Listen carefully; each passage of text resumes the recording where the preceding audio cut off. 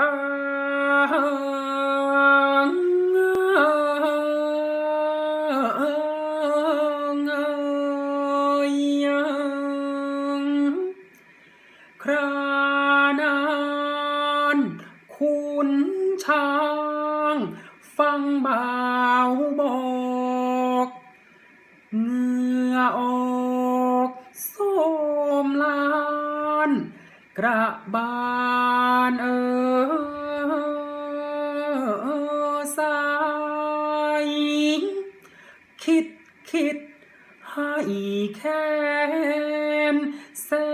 นเจ็บใจ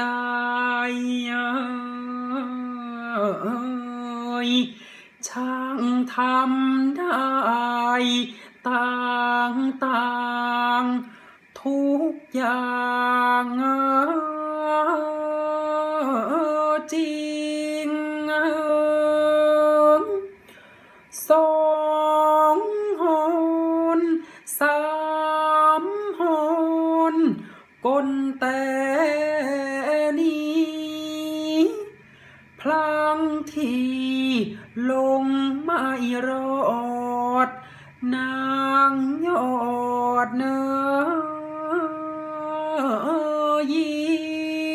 งคราวนั้นอายคุณแผนมันแงนชิงนี่คราวนี้นี่วิ่งไปตามใครไม่คิดว่าจะเป็นเห็นว่าแกยังสารแนหลบลีหนีไปไหนเอาเถิดเป็นไรก็เป็นไป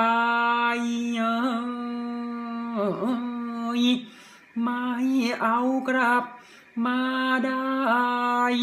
ไม่ใช่